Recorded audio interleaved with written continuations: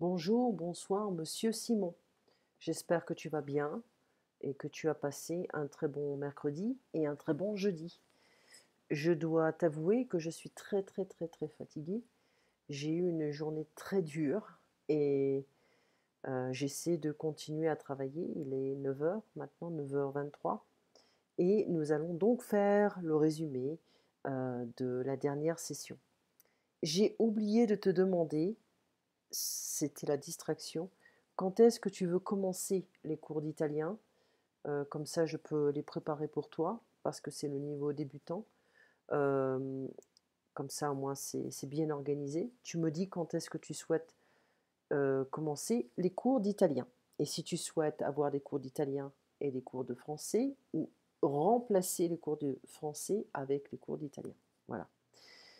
Nous avions corrigé, attention à mouille, il n'y a pas de, le i est avant le l, donc M-O-U-I-L-L-E-S. Ok. Donc, si je change de voiture, j'achèterai une Renault, et c'est féminin. Si j'invite Alice à dîner, je l'emmènerai au restaurant. Si je fais une fête, ce sera un samedi. Si je pars en vacances, j'irai à Rome. Si tu te mouilles, tu tomberas malade. Si tu manques l'école, tu rateras tes examens, TIS. Donc ici, c'est une généralité où on utilisera le présent et le futur. Si tu étudies pendant l'été, tu ne partiras pas en vacances. Comme je te l'avais dit, je suis fatiguée, donc je vais bailler. I'm gonna yawn a lot. I'm so sorry about that. Si vous remplissez le formulaire, c'est masculin, vous recevrez un catalogue. C-A-T-A-L-O-G-U-E. Si vous réorganisez vos services, vous serez efficace. In French, we say more effective. Vous serez plus efficace. Si vous partez tôt, vous éviterez les embouteillages. Si vous parlez plus lentement, vous ferez moins d'erreurs. Si vous prenez les vitamines with an ES, vous serez plus en forme. I don't believe the pills, the vitamin pills are very effective. I'm just a stronger believer in fresh fruits, vegetables. You can get your vitamins there freshly. Demain, s'il fait beau, nous irons à la plage. Mais s'il ne fait pas beau, nous irons au cinéma. J'attends un enfant. Si c'est un garçon, je l'appellerai à l'apostrophie. Pardon. Je l'appellerai Gabriel. Et si c'est une fille, je l'appellerai Clara. Donc L apostrophe, non S apostrophe. Well, it's just like when you want to conjugate, I call myself. Je m'appelle, tu t'appelles, il s'appelle, elle s'appelle. Nous nous appelons, vous vous appelez, il s'appelle, elle s'appelle. Okay. Donc si je vais à Lyon, je prendrai le train, mais si je vais à Moscou, je prendrai un avion. You can also say je prendrai l'avion. It's fine. Ça m'embête, it bothers me. Alors pour commencer, j'ai une question. Est-ce qu'il serait possible de prendre des cours d'italien, bien sûr? Tu me dis quand? Des cours ou des sessions ou des séances. Okay. Attention à les voitures en France, c'est féminin. Donc on peut dire une BMW, une Mercedes, une Peugeot, etc. Je l'emmènerai, une fête. Okay. Un écran, a screen. Un vieil écran, an old screen. Je dois acheter un écran plus large. I have to buy a larger screen. Attention aux similarités entre expliquer, to explain, exprimer, to express. J'ai une théorie, ou il y a une théorie que je t'ai déjà exprimée. Je voudrais m'exprimer un peu plus. Nous avions parlé un peu en fait, de la Chine, la nourriture chinoise, c'est féminin. Je mangerai chinois, ou je mangerai du riz. Donc, si tu vas dans un restaurant chinois, eh bien, tu peux dire en français, je veux manger chinois. If you want the past, j'ai mangé chinois, ok, ou je mangerai chinois, ou je mangerai du riz, etc. Au Mexique, une exception, c'est un verbe, c'est un pays qui se termine par un E. Logiquement, on aurait dû utiliser en Mexique, mais non, au Mexique. En France, en Suisse, ok, donc ça se termine par un E, c'est féminin, on utilise en. Au Canada, au Japon, ça se termine par des lettres qui ne sont pas le E, donc c'est masculin et on va utiliser au Canada, au Japon, etc. Il faut que je trouve des exemples avec l'hypothèse, il n'y a pas de S, présent, présent. Ok, donc je ne l'ai pas encore fait, mais je le ferai avant demain matin. D'accord? Je le promets parce que j'ai un cours à 5h30 du matin. Je travaille tout le temps. Voilà. Je travaille énormément. Mais bon, c'est normal et c'est la vie, c'est normal. Ok, je ne me plains pas. Sortir is to get out. You can also use this verb to sortir avec quelqu'un. Sortir avec quelqu'un. Hop. I'm going to write it like that. Avec quelqu'un. It's to go out with someone. Okay, you flirt with this person. Okay, you go on a date. Sortir avec quelqu'un. In French, we say je sors avec Mr. Blabla. Let's say that. So we can say in English, je sors avec Monsieur Blabla. It's like I go out, but he's my boyfriend. Let's say that. I go out with my boyfriend. This is what we mean in French. Je sors avec Monsieur Blabla. So that's, be careful of the way you use it. Tu sors, so you leave, when you go out, depends the complement after. Vous sortez, nous sortons, je sors, etc. I don't know why we talked about that. So after we use grammaire progressive du français, la page 235, 236, I think it's for the next time. L'hypothèse sur le présent. Ok, s'il faisait beau, j'irais. That's conditional, it's not the future. Okay, we'll go through this stuff as well. What we did so far is to use les hypothèses sur le futur. Présent, futur. Présent, présent. Si on utilise si, qui a la valeur de quand. Si on mange trop, on grossit. Quand on mange trop, on grossit. Si je dors trop, j'ai mal à la tête. Quand on dort trop, on a mal à la tête. Ou quand je dors trop, j'ai mal à la tête. Voilà. Et on utilise le présent et l'impératif. Impératif, ça go out, take that, work, sleep, get up. Tout ça, on dit impératif. This is the imperative tense. So, si tu sors, mets ton manteau. We have the imperative here. Si tu as des problèmes, appelle-moi. Okay? So, on a corrigé en fait les exercices. La prochaine fois, on fera l'hypothèse sur le présent. C'est un long chapitre. Très long chapitre avec beaucoup d'exercices. 3 pages d'exercices. Et puis ensuite, on reviendra sur le subjonctif, mais il y a d'autres chapitres qu'on doit finir. D'accord ? Ensuite, je reviens à la transcription. Nous avions parlé de la situation au Royaume-Uni qui est un véritable chaos. On ne va pas prononcer le S, chaos. On peut l'utiliser, hein, on peut utiliser la prononciation anglaise. C'est un vrai chaos. C'est chaotique. C'est bordélique. It's messy. Just write it down. C'est chaotique. C'est bordélique. Sometimes we use another expression. Attends. C'est un vrai chantier. It's like a construction area, you know, for the construction workers. It's not clean, it's not neat, it's a real mess. So this is what we mean. C'est un vrai chantier. Chantier stands for the place, the area where you have the construction workers working. Donc c'est un véritable chaos. Et Macron a prouvé qu'il est un bon leader. On voit qu'il y a beaucoup de changements qui se profilent à l'avenir, que ce soit en Allemagne, je crois.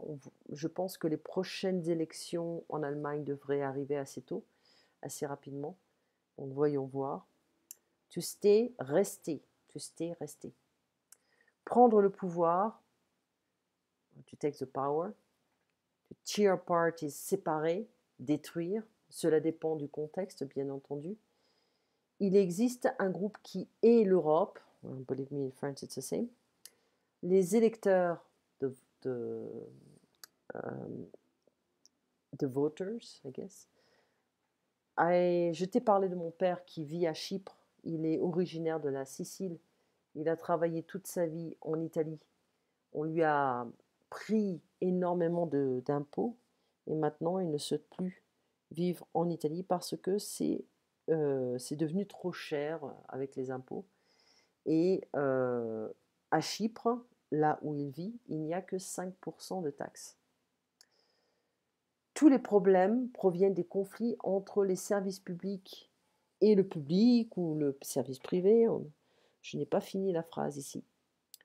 Quand on paye pour les services publics, on espère avoir un service respectueux. Voilà, parce qu'on paye des impôts pour les services publics en Europe, c'est accepté et commun. Mais, bon, ça c'est un aspect, un problème, mais l'aspect le plus important, c'est quand on voit que la population est vieillissante. Qu'est-ce que ça veut dire? Aging, the population is aging. La population est vieillissante. Hop, is aging. So, c'est féminin.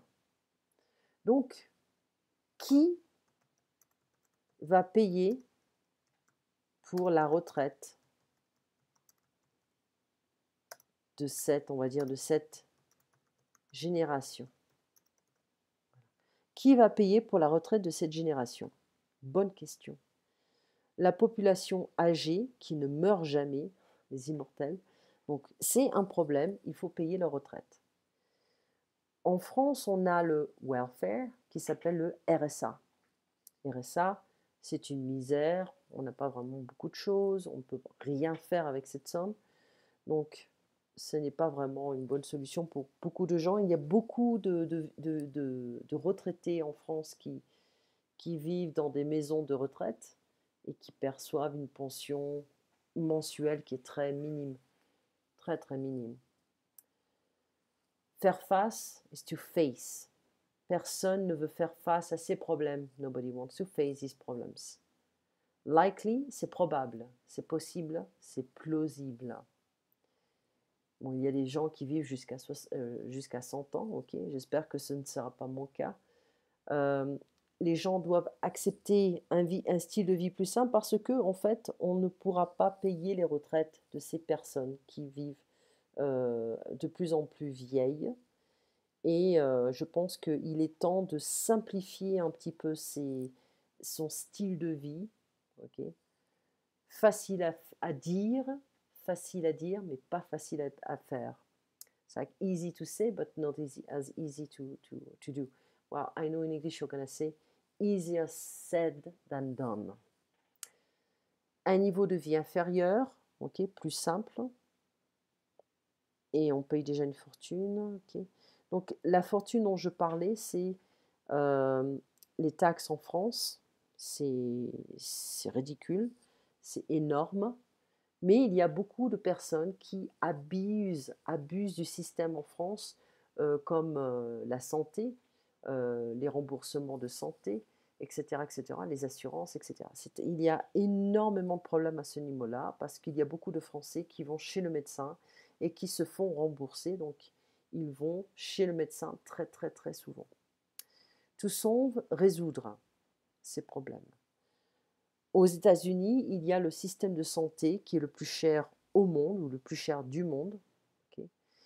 Cela ne veut pas dire que c'est un système démocratique, c'est un business, il faut le dire. Et heureusement que je n'ai jamais eu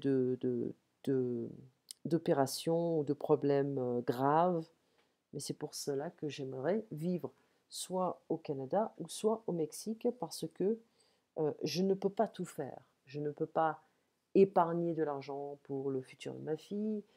épargner pour acheter une maison, épargner pour beaucoup de choses et en plus épargner pour ma retraite. Il faut, c'est vraiment un esclavage. Voilà, c'est un esclavage moderne. Et puis concernant les vols très très de bonne qualité et puis de bon marché, on va dire, les vols bon marché, eh bien c'est le lien que je t'avais envoyé. Je t'avais envoyé un email également. Et puis pour finir, pour éviter de faire un enregistrement trop trop long, où est-ce que c'est? J'ai perdu la page. Ah, j'ai perdu le livre. Donc la France contemporaine, on va faire une petite page ou quelques petits paragraphes, si cela ne te dérange pas, bien sûr. Donc on en était là. Je vais ouvrir le chapitre en entier. Ok. J'espère que tu ne m'entends pas bâiller. I hope you don't hear me yawning because I still have one recording to make and go to sleep because I need some sleep here. It's too important. Le sommeil, c'est très important. Donc on l'avait fait. Et ici, on peut parler un peu de... je pense qu'on l'avait fait. Je ne suis pas sûre. Je vais zoomer un peu. La francophonie.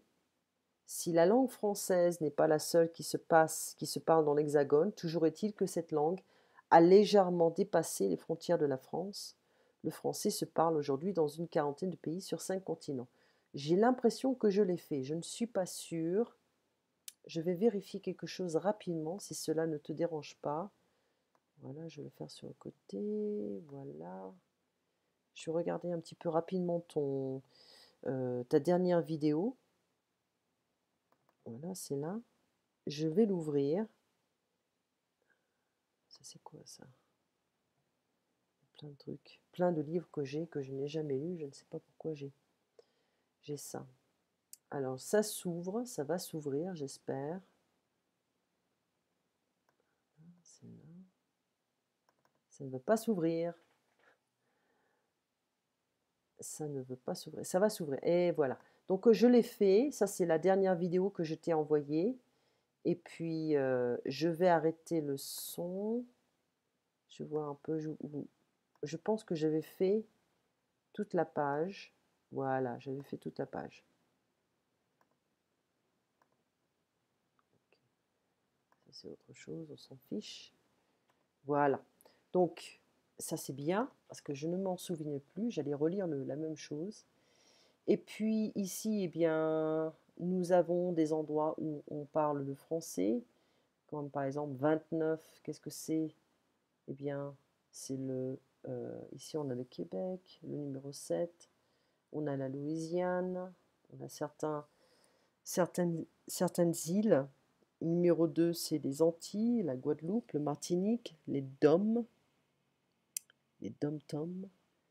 Numéro 16, on a la Guyane. 17, Haïti. Ok, Haïti. On dit Haïti en français. 12, ah là là, c'est chiant. Okay, 12. Les États-Unis, la Louisiane, la Nouvelle-Angleterre. On avait le numéro 7, c'est le Canada, le Québec. 29, allez, on va être 12. Donc la Nouvelle-Angleterre et la Louisiane, on parle français. Et le 29, c'était Saint-Pierre-et-Miquelon, toujours au Canada. Ok. Et ici, on a la Réunion. On a la Réunion. On a le Madagascar, etc. Plusieurs pays d'Afrique. Ok. C'est horrible quand le corps est fatigué, c'est impossible de le réveiller. Donc on en était ici avec, hop, le terme francophonie a été inventé au XIXe siècle pour définir l'ensemble des personnes et des pays utilisant le français. Aujourd'hui, il représente le rayonnement de la langue et de la culture française dans le monde. C'est une notion que les Français prennent au sérieux et dont ils sont très fiers.